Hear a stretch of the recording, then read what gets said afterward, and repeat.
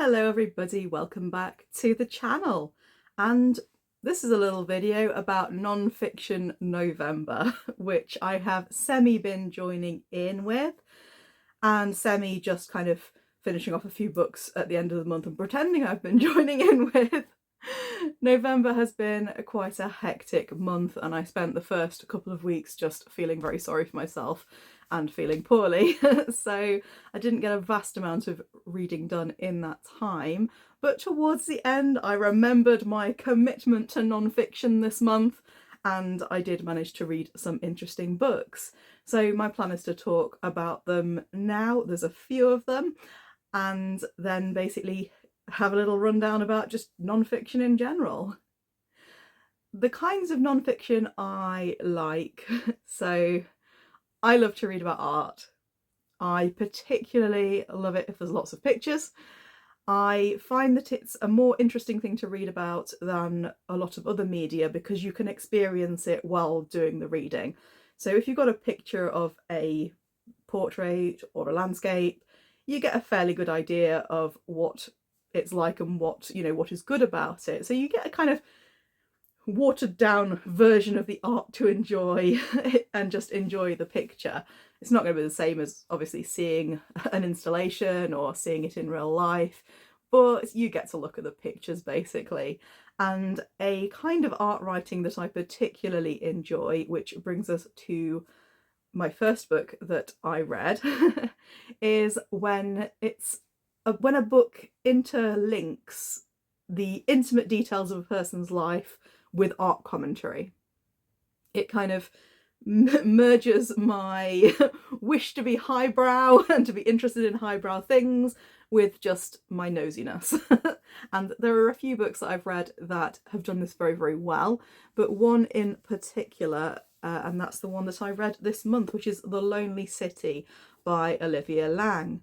Now, I first picked this book up because the subject of loneliness really is something that interests me. It's something I relate to, and Olivia Laing moved to New York City in pursuit of a relationship, but it went wrong for them basically, and they ended up living in the city on their own. And during that time, Laing explores art, and they do this in a way that is through exploring artists that worked in the city, and not just the art that they produced, but their inner lives, how they connected to the subject of loneliness. And they're all very, very different artists. So we start off with Edward Hopper, whose pictures I'm sure a lot of you will be familiar with. I absolutely love them. They've got a real atmosphere about them, and that's probably the artist that we get most of an aesthetic on, in that they've been chosen for the subject matter of their paintings rather than the lifestyle that they lived and the details of their life that are interesting and fascinating. Next we've got Andy Warhol, who is kind of chosen more for his character and the sort of life that he lived, the people that he surrounded himself with, his insecurities, and the people around him as well, and the way that he portrayed himself. So we get a real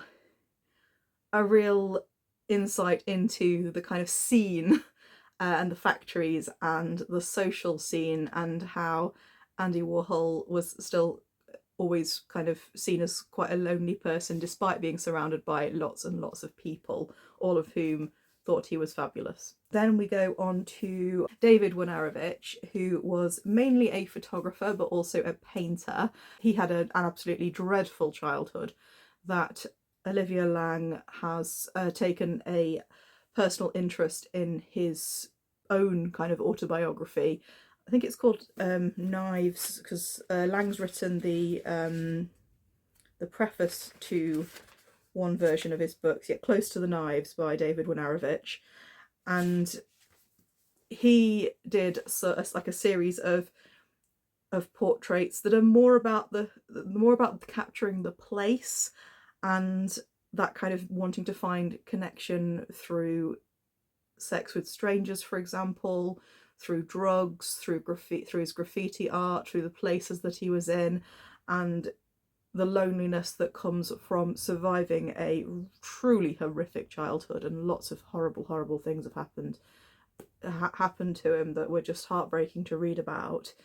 Then we move on to Henry Darger, who was known mainly as being an outsider artist whose art was mainly discovered after his death, and the way that mental illness and again, a very upsetting, troubled upbringing, full of trauma, and how those things can impact on a life, and just the way, and you know, the way that kind of mental illness and neurodiversity can isolate a person and also present in the art as well that they make. And finally, Klaus Nomi, who is a performer, a musician, and you know, quite a unique character that I'd never come across before. Obviously, Olivia Laing was very kind of intrigued and fascinated by him, and unfortunately he passed away at a very young age, at the very beginning of, like, quite close to the beginning of the 80s, before much was known about the illness. So and then it talked about kind of the loneliness involved with stigma, and the stigma and the uncertainty during the AIDS crisis, and you know, just the terrible things that happened during that era.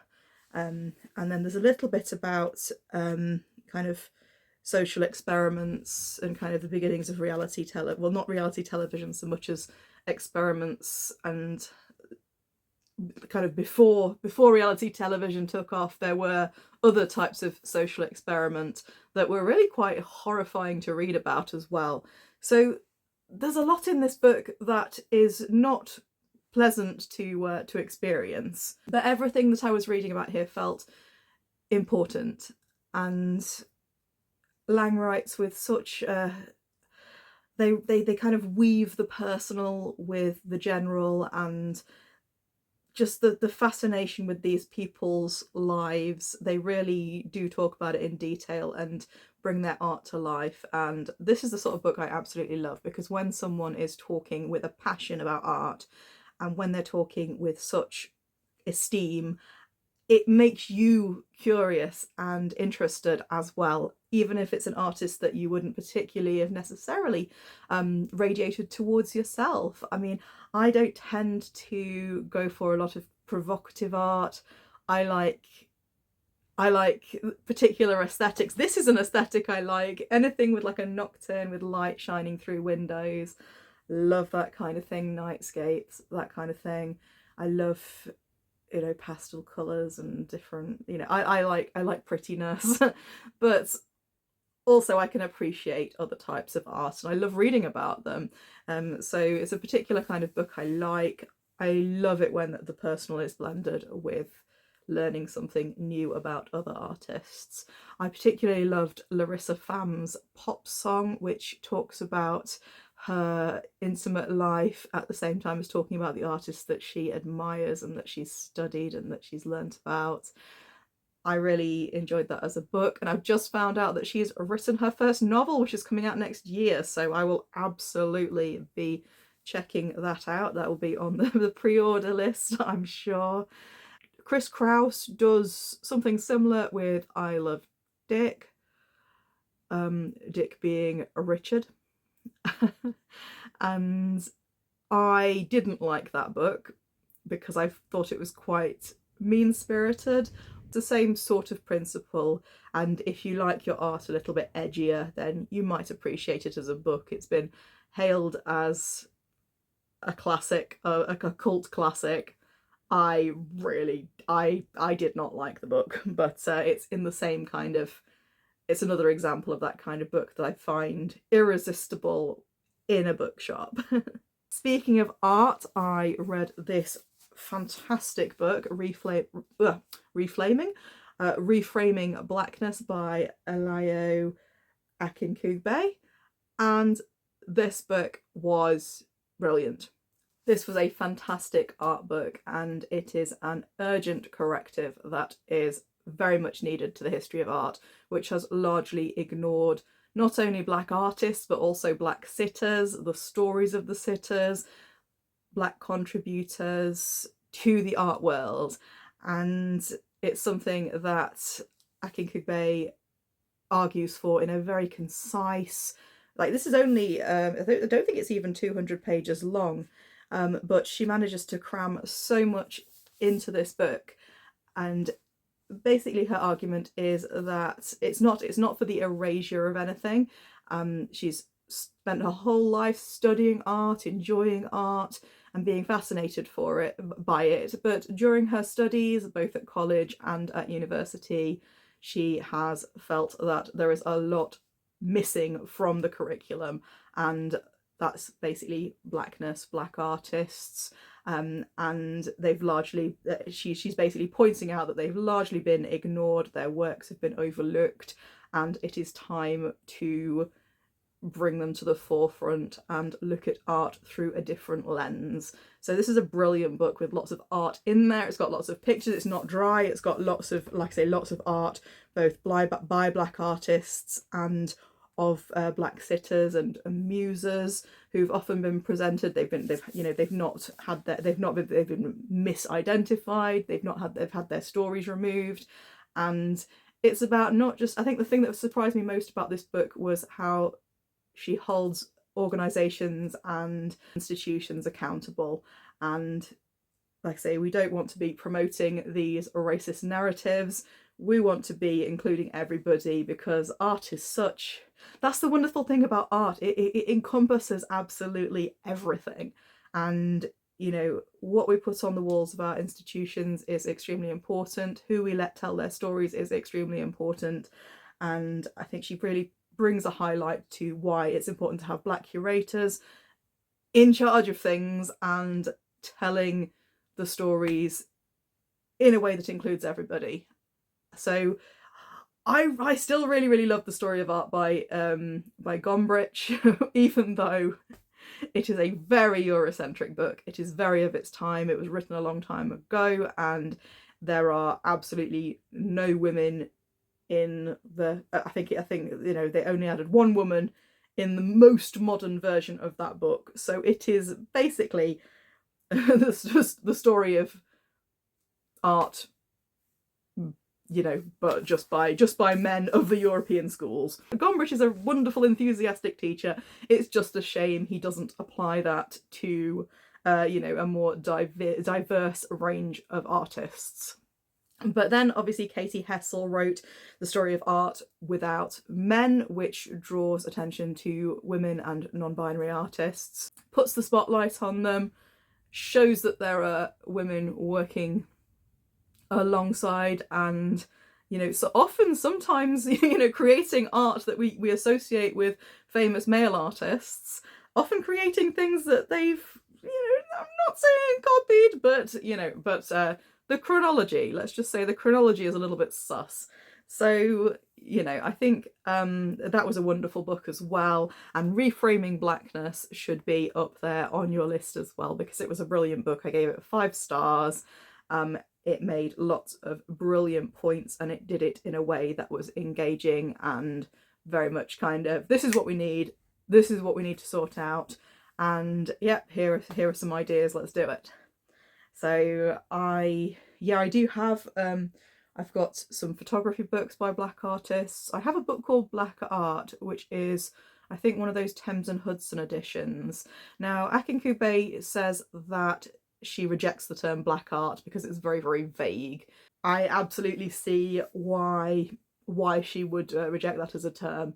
The book, I think, is written by a black art historian, so I'm still going to read it because it's probably got lots of interesting artists, and I just love reading chunky books about art. And, you know, the more variety, the better. The only kinds of art I don't like are like ones that are like really kind of horribly triggering, or that's purpose is solely to upset, rather than, I mean, obviously to educate, you know, if you can't shy away from difficult subjects if your purpose is to educate, but art that's been created specifically just to disgust or repulse or to upset people without any real message behind it, yeah, that's not really my sort of thing. So, but like I say, other than that, a huge diverse range of art is what I really enjoy. My current art chunkster that I've got on the go is Why Painting Happens and Why It Matters, which I'm not very far into. That's by Martin Gayford. I have another book by him called Venice, I think, which is about basically painting in Venice. I probably should have read that before I went to Venice. I had a lovely time there, and I did force my friend Danny to walk around galleries with me, so I'm sorry about that, Danny, if you're watching, but next time we go on holiday I'm going to do it again. Notebook shops and art galleries, like that's where she gets dragged to, unfortunately. So yeah, that's what happens if you take me on holiday. Right, enough about art. Art is fantastic, but I do read other books sometimes. The main one has been this one, which is Vagabond by Tim Curry. Now, I've been talking about this one for a while because I've been excited about it. Tim Curry is the best part in my second favourite film, which is Muppet Treasure Island. My first favourite film being Muppet Christmas Carol. There's a bit of a theme. Oh, they're just films that make me happy. They're films that have held a special place in my heart, and Tim Curry is the best Long John Silver ever. I remember when I first watched that film and Tim Curry does a kind of like piratey laugh, and mum said something about, oh, you know, oh yeah, blah blah blah, something about him being a bad guy, and I was like, what? Spoiler! Long John Silver is a pirate? Oh, come on, I must have been about 6. Anyway, so Vagabond is his memoir, and Tim Curry is a very, very private individual, so we don't know much about him, and Vagabond is very much him telling his story his way. He does it in a dignified way. He does it in a way that mainly explores the roles that he has taken on throughout his career. It's basically the story of his career, and it's fabulous. I very, very much enjoyed it. If you just want to read about his love life and gossip about other celebrities, you're not going to find that here, and he is very clear about that from the start. He's very much kind of like, it's none of your beeswax, I'm going to tell you, you know. And let's face it, if you're only reading it for the gossip, then it's yeah, that's a shame, because what an illustrious career. He's fantastic. Obviously the iconic Frankenfurter. He absolutely makes the movie Clue. I wouldn't know how he is as Pennywise because I am not watching that. I do not fancy you know, being clown traumatized at this stage of my life. It's not really what I'm after. But yeah, I still love him. I think it's brilliant. And I think someone already wants I've already got someone who wants this copy of it. So yeah, I don't read a lot of celebrity autobiographies. Having said that, in the last few years, I have read I read Prince Harry's because I'm very, very nosy. I read Britney Spears's because everybody was talking about it, and I read Will Smith's for the same reason. And just that door into those worlds of people who have scrutinized is fascinating. People who have lived their life constantly scrutinized by others. It's very interesting. It's fascinating in a way. And yeah, Tim Curry tells his story in an extremely dignified way, and I really appreciated it.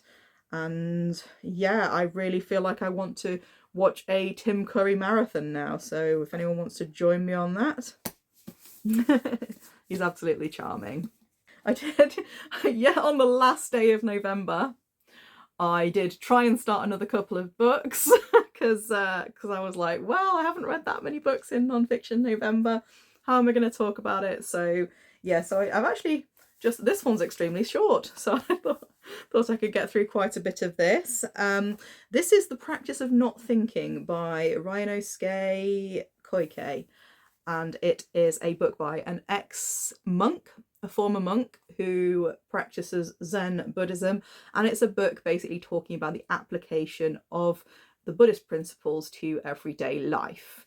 And As a window into another cultural perspective, it's very interesting, but I'm not sure how much use it is as a self-help book for me, because a lot of it I can't necessarily relate to. I think my brain is just too weird.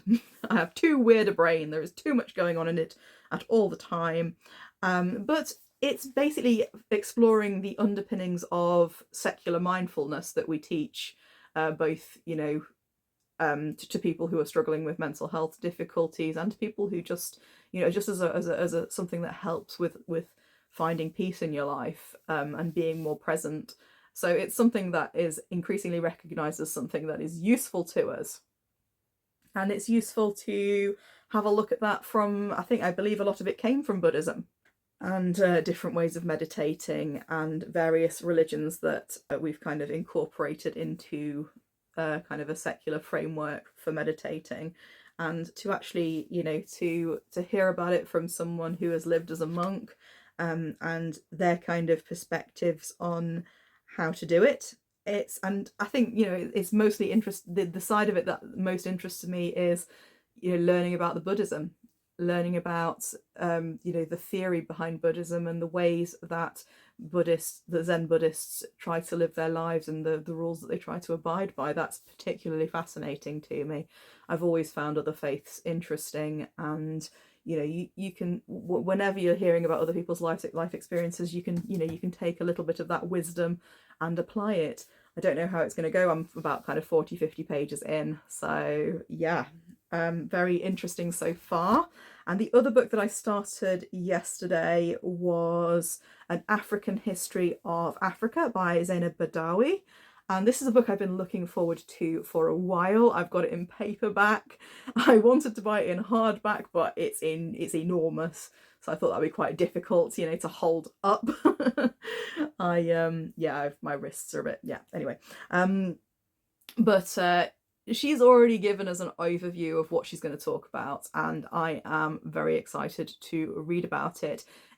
It's basically a history book exploring Africa's history from many different angles, and she's travelled all over the continent to lots and lots of different places to, you know, to get to learn about histories and to present it to us. So it's a big book, lots of different chapters, lots of different, and obviously Africa is enormous and full of completely, you know, different ways of life, cultures, all sorts of different histories. So, and to bring that focus from an African perspective, well, I say African perspective, from lots of different African perspectives, to, you know, to hear the stories locally and, you know, from the historians in Africa itself. I'm very excited to find out more. I very much enjoyed reading a book by Dipo Faloyin, which was Africa is Not a Country, and that told a little bit about the background, but this is more, I think, about history and about law and about storytelling, and that's the impression I get from the blurb, and I'm really enjoying that so far. I've got a ton of books that I want to read. A lot of them are about disability rights, about healthcare inequality, body neutrality. There's lots of subjects that interest me. Obviously at Herkid there is a non-fiction prompt, and I'm trying to pick things that are different for that. Reframing Blackness I am going to be using for the Black History prompt. Lonely City I'm going to be using for non-fiction prompt. Tim Curry's Vagabond, probably non-fiction as well. The thing is, I take everything so literally. So if a prompt tells me that your books have to be different subjects, well, these two are both technically memoirs. These two are both about art, so they're completely different approaches, and there is no way you're going to get any of these books mixed up. But I'm still very much kind of, I need to pick different things. They all have to be different. So this is why I never get anything done. Anyway, that was my non-fiction November. I like to have a bit of non-fiction on the go at all times. And I've got a couple of particularly difficult reads that I do want to get round to as soon as I feel emotionally ready to read them. I find it quite difficult to discuss kind of things like serious political subjects. I find myself, you know, kind of stumbling over my words a bit, because if I'm trying to say something extremely important, I want to make sure I get it right. So I will hopefully, you know, next year, if I read some of those books, I'm going to try and elucidate my feelings on them and my thoughts. But it can be quite challenging. That's where I'm up to. Great to talk you through it. Next week, I am hoping, will it be next week? Will it be the week after? I am having so much fun reading festive mysteries, so I'm really looking forward to making that video. And I think we have the Read Harder challenge prompt being announced soon. You're going to think that all I do is reading challenges, but I love them. I love planning for them. I love talking about them. So you might get a little bit of a summary of that as well. Anyway, if you want to tune in for any of that, don't forget to subscribe, and I will see you soon. Bye for now.